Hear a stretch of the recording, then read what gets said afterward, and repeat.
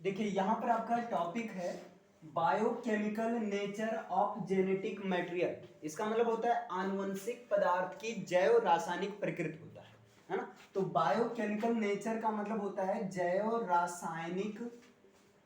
रासायनिक प्रकृति, है ना। और इधर जेनेटिक मटेरियल का मतलब होता है आनुवंशिक पदार्थ। आनुवंशिक पदार्थ होता है। तो अभी इसे समझना ये चीज होता क्या है, ठीक है, ध्यान दीजिएगा। आनुवंशिक पदार्थ की जैव रासायनिक प्रकृति, है ना। तो यहां पर ये देखना है कि ये जो आनुवंशिक पदार्थ होता है यानी कि ये जो जेनेटिक मटेरियल होता है आपका, जेनेटिक मटेरियल, पहला तो ये देख लो ये बना किससे होता है। तो जेनेटिक मटेरियल जो होता है ये एक तरह से जैव रसायनों से बना होता है ना। तमाम प्रकार के इसके जो तत्व होते हैं, इसके अंदर के जो जेनेटिक मटेरियल के जो तत्व होते हैं, जो जैविक तत्व होते हैं, है ना, वो किससे होते हैं, जैव रसायनों से बने होते हैं। तो लिख सकते हो इसके जैविक तत्व, इसके जैविक तत्व जैव रसायनों से बने होते हैं, जैव रसायनों से बने होते हैं। तो ये चीज हो गया पहला। तो आपने ये देख लिया कि इसके, चूंकि देखो नाम ये जैव रासायनिक प्रकृति, तो जैव रासायनिक प्रकृति में ये देख लेते हैं इसके जैविक तत्व बने किससे हैं। तो इसके जो जैविक तत्व बने होते हैं वो किससे बने होते हैं, जैव रसायनों से बने होते हैं। क्लियर है। तो हम ये बोल सकते हैं आनुवंशिक पदार्थ जैव रसायन होता है या नहीं, बोल सकते हैं ना। तो क्योंकि इसके जैविक तत्व ही जैव रसायनों से बने होते हैं इसलिए हम बोल सकते हैं अतः आनुवंशिक पदार्थ जैव रसायन होता है। आप इसको लिख भी सकते हो, नहीं लिख सकते। अतः आनुवंशिक पदार्थ भी क्या होता है, जैव रसायन होता है। अभी इतना क्लियर है। ये आपका हो गया पहला पॉइंट, रासायनिक प्रकृति में। क्लियर है। अब दूसरा प्रश्न आता है, ठीक है, ये तो इसका मतलब ऐसे जैविक तत्व की बात हो गया कि जैविक तत्व जैव रसायनों से बने होते हैं और इसलिए आनुवंशिक पदार्थ भी क्या होता है, जैव रसायन होता है। इन शॉर्ट आप इसको भी लिख सकते हैं, चाहे इसको लिखो चाहे इसको लिखो, कोई दिक्कत नहीं। दूसरा नंबर आता है कि किसी जीव का जो आनुवंशिक पदार्थ होता है वो तमाम प्रकार के हजारों जीन्स से बना होता है। किसी जीव का, देखो हर जीव का आनुवंशिक पदार्थ क्या होता है, अलग होता है। हमने बताया था मोस्ट ऑफ ऑर्गेनिजम्स में जो आनुवंशिक पदार्थ होता है डीएनए होता है। मतलब ज्यादातर जीवों में आनुवंशिक पदार्थ के रूप में कौन काम करता है, डीएनए काम करता है। ध्यान देना बच्चा, आरएनए भी काम करता है लेकिन ज्यादातर जीवों में आनुवंशिक पदार्थ के रूप में डीएनए काम करता है। और डीएनए मतलब क्या होता है बताइए, डीएनए के ही जो छोटे छोटे खंड होते हैं उन्हीं को कहते हैं जीन्स कहते हैं। तो डीएनए के ही छोटे छोटे खंडों को जीन्स कहते हैं। इसलिए यहां पर हम बोल सकते हैं कि किसी जीव का आनुवंशिक पदार्थ हजारों प्रकार के जीन्स से बना होता है। तो अगला पॉइंट लिख लीजिएगा, किसी, हाँ लिखिए, किसी जीव का आनुवंशिक पदार्थ, किसी जीव का आनुवंशिक पदार्थ हजारों प्रकार के जीन्स से बना होता है। हजारों प्रकार के जीन्स से बना होता है। किसी जीव का आनुवंशिक पदार्थ हजारों प्रकार के जीन्स से बना होता है। अब यहां पर प्रश्न है जीन्स से क्यों बोला गया, क्योंकि भाई देखो डीएनए के ही छोटे छोटे खंड को जब जीन्स बोला जा रहा है तो अभी डीएनए को अगर जीन्स को मिला दिया जाएगा तो डीएनए का फॉर्म ले लेगा, स्वाभाविक। और अधिकांश जीवों में डीएनए ही आनुवंशिक पदार्थ का काम करता है।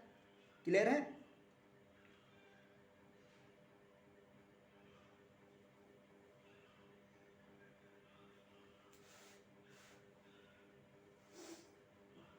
और दूसरा नंबर जो डीएनए होता है, अब डीएनए से क्यों बना होता है, एक और है, अधिकांश जीवों का आनुवंशिक पदार्थ डीएनए ही क्यों होता है, ठीक है। क्यों होता है सर? देखिए अभी आपने देखा कि आनुवंशिक पदार्थ के रूप में ज्यादातर होता है डीएनए। अब जो डीएनए होता है जिसको अगर मतलब और क्या बोला जाता है, डीऑक्सीराइबोस न्यूक्लिक एसिड, है ना। Deoxy ribo nucleic acid. यहाँ से क्वेश्चन और बन जाता है कि इसमें कौन सी शर्करा पाई जाती है, तो डीऑक्सी राइबो शर्करा पाई जाती है। क्लियर है? तो जो डीएनए होता है इसमें इसकी सबसे बड़ी विशेषता ये होती है ना कि इसमें गुणन या प्रतिलिपिकरण है ना, प्रतिलिपिकरण या प्रतिकृतिकरण है ना, या इसी को बोला जाता है रेप्लिकेशन। रेप्लिकेशन है ना, मतलब अपने आप को गुणित करने की क्षमता, अपने आप को मल्टीप्लिकेशन करने की क्षमता। आप देखो वायरस क्यों खतरनाक हो जाते हैं, समझो। यहाँ से जो वायरस होते हैं ना, जैसे ही देखो वायरस एक इतना हरामखोर प्राणी है, ऑर्गेनिज्म है, कि ये जब तक बाहर रहता है तब तक नॉन लिविंग की तरह ट्रीट करता है। सोचो अब इससे ज्यादा हरामखोर कौन हो सकता है? दुनिया में केवल एक ही ऐसी चीज है, वायरस, जिसका नाम है, जो कि लिविंग भी रहता है और नॉन लिविंग भी। जब तक ये बाहर रहता है तब तक नॉन लिविंग की तरह ट्रीट करता है, लेकिन जैसे ही ये किसी लिविंग के अंदर इंटर करता है तुरंत अपने आप को मल्टीप्लाई करने लगता है। लेकिन हमारा शरीर भी कम नहीं है। कहता आओ पहले हमसे निपटो। हमारे शरीर में एक इम्यूनिटी पावर रहती है। अगर जिस बंदी की इम्यूनिटी पावर अच्छी है तो जो वायरस इंटर किया उसको क्या कर देगा? ब्लास्ट कर देगा। ब्लास्ट कर देगा, लाइसोसोम्स होता है ना, उसका की आत्महत्या की थैली कहते हैं। लेकिन जिसके अंदर की इम्यूनिटी पावर क्या होगी? कमजोर होगी। वायरस कहेगा अबे तुम मेरा कुछ नहीं कर पाओगे, तुम जोर लगाओ हम तुमको उखाड़ के फेंक देंगे, है ना, यही चीज होगा। क्लियर है? तो जिसके अंदर है तो वही जो वायरस होता है वो अपने आप को मल्टीप्लिकेशन करने लगता है। और पता है आपको वायरस में आनुवंशिक पदार्थ के रूप में डीएनए नहीं बल्कि आरएनए काम करता है, ये भी बहुत तेज काम है ना।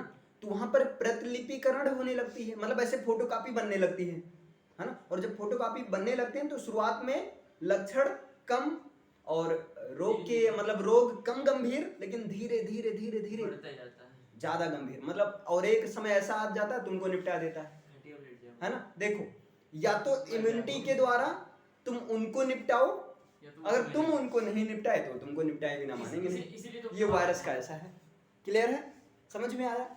तो यहाँ डीएनए में जो है गुणन या प्रति गुणन की क्षमता पाई जाती है, की जो है क्षमता पाई जाती है। अब भैया बताओ, जब इसके अंदर ये क्षमता पाई जाती है और यही डीएनए के छोटे छोटे अणु कहलाते हैं, छोटे छोटे खंड कहलाते हैं जीन्स, और जीन्स का काम होता है गुणसूत्रों के ऊपर रहकर आनुवंशिक लक्षणों को पीढ़ी दर पीढ़ी उनके बच्चों मतलब वंशागत करना होता है ना। अब जब वंशागत करना होता है तो भाई फोटोकॉपी बनी रहेगी तभी तो भेजा जाएगा। जैसे आप ऐसे समझ लो, रियल एग्जांपल दें, अब बढ़िया एकदम अच्छे राइटर है ना, या आप शायर हो, बढ़िया शायरी आप लिखे, ये बताओ किसी ने माना, मैंने आपसे मांगा कि भाई मुझे दे दो जो आपने लिखा, ये बताओ आप अपना पर्सनल वाला उठाकर दे दोगे? नहीं, आप कहोगे कि सर आप एक दिन रुक जाइए, मैं आपको फोटोकॉपी करवा कर, या आप ऐसा कहोगे लीजिए आप फोटोकॉपी करवा कर मुझे ओरिजिनल वाली कॉपी दे दीजिए और फिर उसके बाद ले लें। यही तो होता है ना। तो सेम यहाँ भी होता है, और यहाँ ऐसे फोटोकॉपी होती है बिल्कुल आप ओरिजिनल और अलग में मतलब लोकल में डिफरेंस नहीं कर पाओगे, मतलब दोनों एक ही जैसा। जैसे होता है ना, एक ऐसे कलर वाला करवाओ जी तो आप खुद ही नहीं पहचान पाओगे भाई मेरा ओरिजिनल कौन है। तो सेम यहाँ पे होता है, सबसे ज्यादा क्षमता पाई जाती है। यही रीजन है शायद कि डीएनए ही लगभग हर जीव में आनुवंशिक पदार्थ का काम करता है। क्लियर है? इतना समझ में। और दूसरा नंबर देखो, डीएनए में ज्यादा होता है कि क्षमता की आरएनए में? देखो होता तो डीएनए में ही है ना सबसे ज्यादा, आरएनए में कम होता है। लेकिन अब क्या होता है, वायरस में एक्चुअली डीएनए होता ही नहीं, हम जानते नहीं। वायरस में डीएनए ही आरएनए का काम करता है, सॉरी हाँ सर सही, आरएनए ही डीएनए का काम करता है। मतलब वायरस में जैसे हम लोग के अंदर क्या है, देखो आरएनए का भी बहुत बड़ा काम है, ऐसा मत कहना, क्योंकि आरएनए का काम है प्रोटीन संश्लेषण करना। अगर आरएनए गुस्सा हो गया तो ये जो शरीर बनाते हो ना सब खत्म, ठीक। जब बॉडी करते हो प्रोटीन एक से ये सब लेते हो, सारा फिर सब धरा का धरा रह जाएगा। क्लियर है? 6 पैक नहीं 12 पैक फिर बनेगा, फैमिली पैक बनेगी आगे चलकर।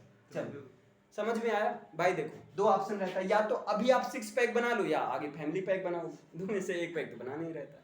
चलो अभी इतना समझ में आया। तो डीएनए में एक तो गुणन की क्षमता है, दूसरा नंबर इसमें क्या होता है कि डीएनए में 4 न्यूक्लियोटाइड पाए जाते हैं। 4 न्यूक्लियोटाइड। अगर पूछ लिया जाए डीएनए में कितने न्यूक्लियोटाइड पाए जाते हैं, तो 4 न्यूक्लियोटाइड पाए जाते हैं और ये चारों अरेंजमेंट होकर व्यवस्थित होकर एक बड़े अणु का निर्माण करते हैं। मतलब इसमें 4 प्रकार के 4 न्यूक्लियोटाइड पाए जाते हैं। इसमें कितने न्यूक्लियोटाइड पाए जाते हैं? 4 न्यूक्लियोटाइड पाए जाते हैं डीएनए में, और यही चारों न्यूक्लियोटाइड व्यवस्थित होकर एक बड़े अणु का निर्माण करते हैं, है ना। यही, और एक चीज आपको पता है, ये जो सारी व्यवस्था होती है, जो कैरेक्टर होते हैं, सब न्यूक्लियोटाइड पर ही डिपेंड करता है। भाई डीएनए आरएनए में अंतर क्या है यार, यही बता दो। डीएनए में थायमीन पाया जाता है, आरएनए में क्या पाया जाता है? यूरेसिल पाया जाता है ना। और ये जो एडेनिन, ग्वानिन, थायमीन और साइटोसिन या यूरेसिल आरएनए में है, ये नाइट्रोजनी क्षार है, और यही नाइट्रोजनी क्षार भाई न्यूक्लियोटाइड का फॉर्म करते हैं कि नहीं? तैयार करते हैं। तो सेम इसमें 4 न्यूक्लियोटाइड पाए जाते हैं, और यही चारों न्यूक्लियोटाइड क्या करते हैं? विभिन्न क्रम में संयोजित होते हैं। जब आप एक चीज और देखो, अभी आप आगे पढ़ेंगे आनुवंशिक कूट, तो आनुवंशिक कूट आपको बिल्कुल समझ में नहीं आएगा, कुछ बच्चे पढ़े इनको सब ऊपर से गए, है ना। तो आनुवंशिक कूट ऐसे कहानी रहेगी, इस तरह से पता नहीं क्या क्या ऐसे, है ना, ऐसे लगता है मुंह माया बहुत ढेर सारा रहता है, तो समझ पाए। तो ये जो न्यूक्लियोटाइड होते हैं विभिन्न क्रम में इस तरह संयोजित होते हैं और यही कोडेड का फॉर्म लेते हैं। एक्चुअली हमारे अंदर जो है ना, सूचनाएं तो एकत्रित है।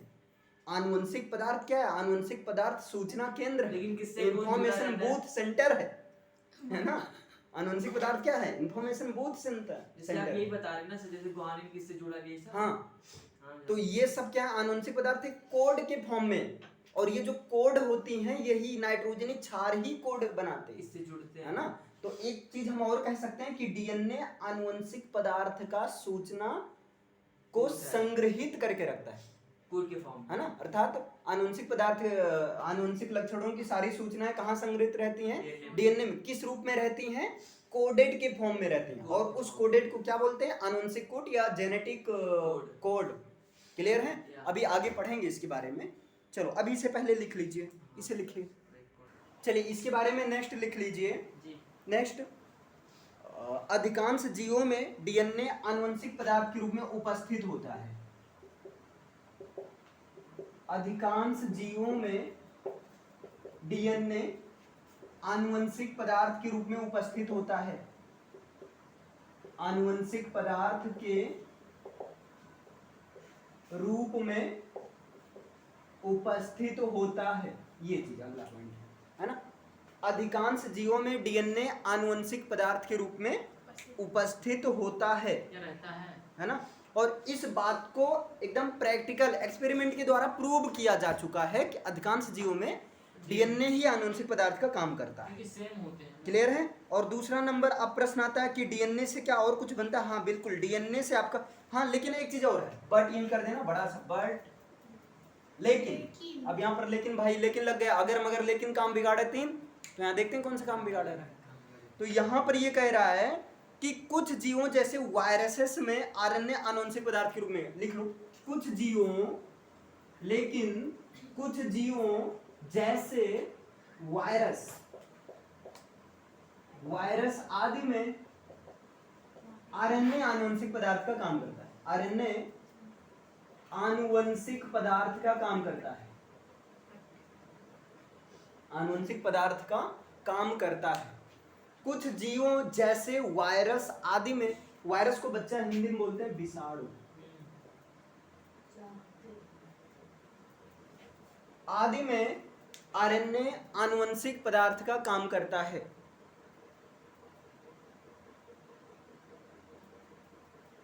कुछ जीवों जैसे वायरस आदि में, मतलब वायरस और भी हैं, ठीक है, लेकिन भाई वायरस हरामखोर तो ऐसे हैं, भी हरामखोर इनकी जानते ही हो, तो इसलिए इनको फोकस में रखे हैं ना। वायरस आदि में आरएनए आनुवंशिक पदार्थ का काम करता है। और एक और लिख लेना, अनुलेखन को बोलते हैं ट्रांसक्रिप्शन बोलते हैं ना, ट्रांसक्रिप्शन। हाँ, तो एक लिख लेना। अगला जो पॉइंट, ट्रांसक्रिप्शन के दौरान, अगला लिखिएगा, अनुलेखन। ट्रांसक्रिप्शन,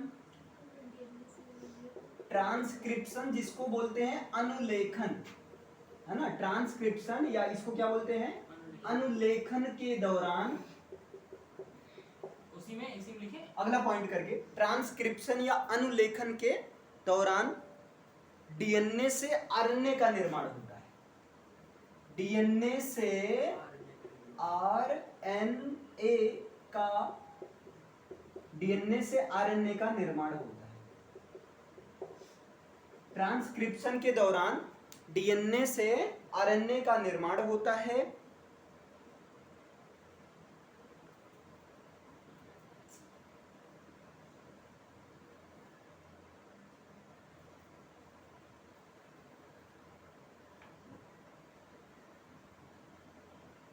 और आरएनए,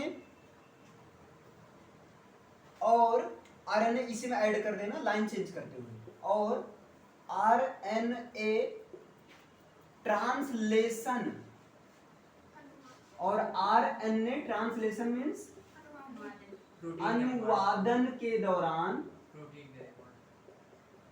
और आरएनए ट्रांसलेशन यानी कि अनुवादन के दौरान प्रोटीन में अमीनो अम्ल का निर्माण करते हैं। प्रोटीन में अमीनो अम्ल का, अमीनो अम्ल से ही प्रोटीन बनते हैं ना सर? हाँ बिल्कुल, प्रोटीन में अमीनो अम्ल का निर्माण करते हैं। अगर प्रोटीन की छोटी इकाई पूछ लिया जाए तो अमीनो अम्ल होगा। अब इसके बाद प्रोटीन निर्माण होगा? हाँ नहीं हो गया।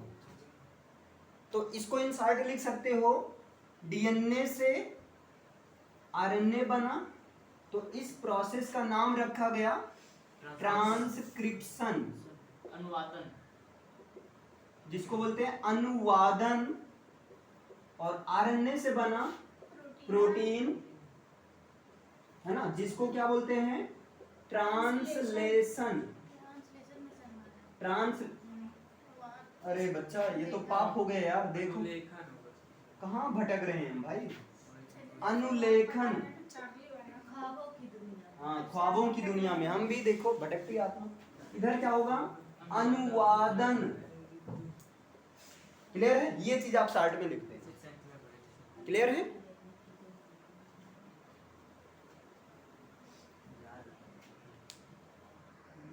चलिए एक पॉइंट और लिख लीजिए। डीएनए में रिपेयर प्रोसेस, पुनर्निर्माण की क्रिया होती है। डीएनए में रिपेयर प्रोसेस, लिखवाया था सर? हाँ, रिपेयर प्रोसेस, पुनर्निर्माण की क्रिया होती है। इसमें रिपेयर प्रोसेस की क्रिया होती है। शायद इस भी पर्पस से इसका जो है, देखो किस हिसाब से बताओ भाई, आनुवंशिक पदार्थ के रूप में काम करता है। Yes sir. रिपेयर प्रोसेस के भी क्षमता है ना, ये लिख लिए। इसके बाद एक और लिख लेना, एक जीव की सभी कोशिकाओं में डीएनए की मात्रा समान होती है। एक जीव की सभी कोशिकाओं में, मतलब एक बिरादरी की सभी कोशिकाओं में, जैसे मानव जाति, तो मानव जाति मतलब मानव की जाति, है ना। आदमी कहता है वो कुकुर जात का, ऐसे मतलब यार देखो, गांव से बहुत ज्यादा ऐसे सीरियस ना बन, है ना। तो उसकी भी एक अलग जाति है, चार टांग वाला, एकदम हमेशा जीभ निकाले हुए, बताओ काम अरे करना है। तो जैसे एक मानव जाति होता है, हर एक जाति होता है ना, एक पशुओं की भी जाति होती है। क्लियर है, तो एक जीव का मतलब यहाँ एक्चुअली जात से निकल रहा है। तो एक जीव की सभी कोशिकाओं में डीएनए की मात्रा समान होती है। देखो भाई, कभी कभी मैं ऐसे जस्ट ऐसे अजीबोगरीब वर्ड का यूज करता हूँ, जानबूझ कर करता हूँ, थोड़ा याद बना रहे कि हाँ कभी भी पढ़ो। एक जीव की सभी कोशिकाओं में डीएनए की मात्रा क्या होती है, समान होती है। क्लियर है, तुम लोग ऐसा मत करना, नहीं वीडियो वाला काट कर जहाँ से हुआ है अपलोड कर दो, वायरल कर दो। अरे नहीं बच्चा, ऐसा नहीं, फैक्ट बनाया। चलो अभी इतना क्लियर है। एक जीव की सभी कोशिकाओं में डीएनए की मात्रा क्या होती है, समान होती है। और आगे लिखिएगा डीएनए में होने वाले उत्परिवर्तन संतानों में भी स्थानांतरित होते। डीएनए में होने वाले म्यूटेशन, बोले तो उत्परिवर्तन, सर एक बार बताइए। डीएनए में होने वाले म्यूटेशन यानी कि उत्परिवर्तन, उनके उत्परिवर्तन संतानों में भी स्थानांतरित होते। संतानों में भी स्थानांतरित होते। अब म्यूटेशन के बारे में समझना होगा पूरा, तो भाई प्लेलिस्ट है नहीं सर, 12th बायोलॉजी के हाँ, नाम से, पढ़े है ना, हैं। उसमें जाकर आप देख सकते हैं। क्लियर है? चलो लिख लीजिए, ऐसे एक दो पॉइंट और लिख लीजिए। इसमें लिखिए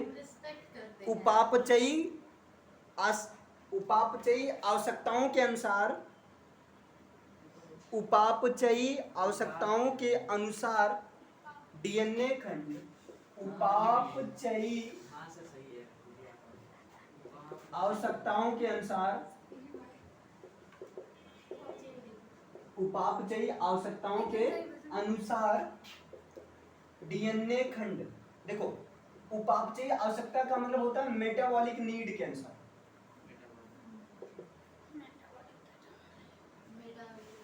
मेटाबॉलिक नीड के अनुसार। क्लियर है?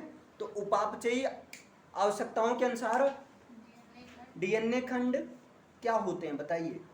सक्रिय होते हैं कि निष्क्रिय होते हैं? दोनों हो सकते हैं, है ना। सक्रिय भी हो सकते हैं या निष्क्रिय भी हो सकते हैं। जैसे आवश्यकता रहेगी सक्रिय निष्क्रिय हो सकते हैं, दोनों हो सकते हैं।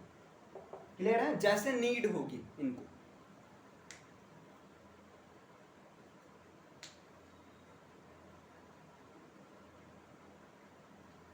और आगे लिखिएगा डीएनए का प्रतिकृतिकरण रेप्लिकेशन कोशिका विभाजन से पहले होता है। डीएनए का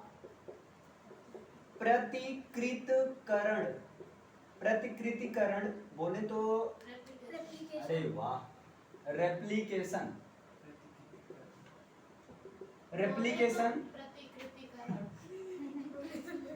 डीएनए का प्रतिकृतिकरण रेप्लिकेशन कोशिका विभाजन यानी कि सेल डिवीजन के पहले होता है। कोशिका विभाजन से पहले होता है, कोशिका विभाजन से पहले होता है और संतत कोशिकाओं में बराबर बंट जाता है। और संतति कोशिकाओं में बराबर बंटता है। हो गया सर? हाँ बच्चा, हो गया। अभी समझ में आया इतना? तो डीएनए के बारे में मैंने इतना लिखवा दिया, कुछ फैक्चुअल चीजें हैं।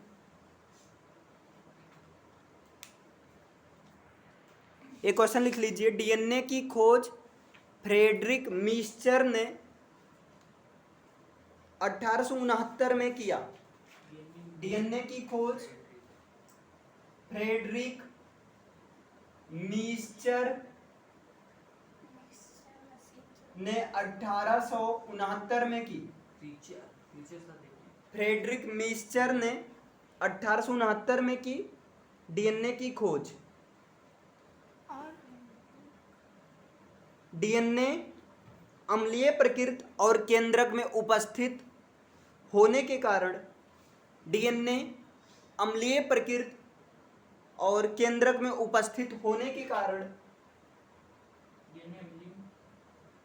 डीएनए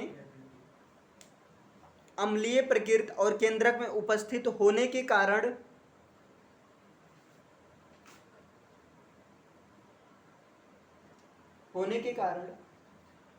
इसको केंद्रक अम्ल भी कहते हैं। डीएनए को केंद्रक अम्ल भी कहते हैं। केंद्रक अम्ल क्यों कहते हैं? केंद्रक में उपस्थित होने के कारण, और अम्ल का मतलब अम्लीय प्रकृति होने की वजह से। हो गया। क्लियर है?